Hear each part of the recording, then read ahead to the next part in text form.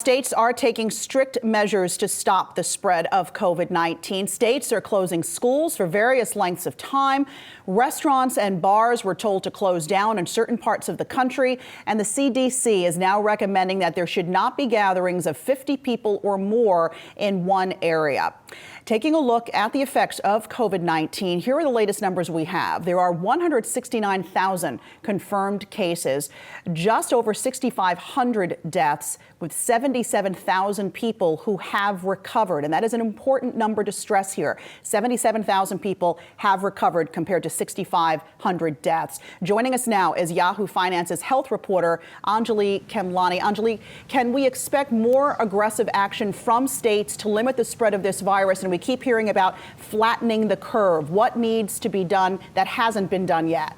Thanks, Alexis. Yeah, so that is one of the things that we're definitely looking to see is throughout the day, we're probably going to hear a few more announcements of strict rules like this. Meanwhile, at the federal level, we know that the coronavirus task force is in fact working on these types of mitigation tactics and looking to really be very plain and explain exactly what is required of us. So we're also looking from the federal level to hear more about certain rules that we're going to have to follow. So waiting for that later today. Meanwhile, as we know, school closures, business closures, everyone really looking to figure out how to mitigate this. Meanwhile, there are still concerns over how the small businesses are going to really handle this. So also looking towards that bill that was passed by the House to grant some sort of relief for these companies, and that should be in the Senate this week.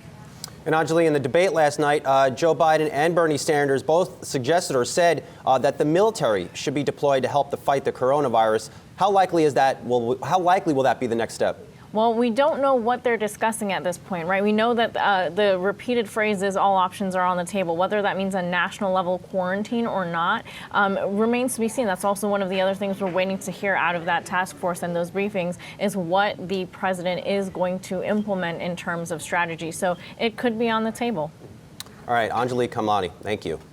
Hey investors, Zach Guzman here. Are you interested in learning more about the markets and getting the latest financial news? Well, then click right here to subscribe to our Yahoo Finance YouTube channel. Get the latest up-to-the-minute market analysis, big interviews in the world of finance, and information on how to manage your money every day wherever you are.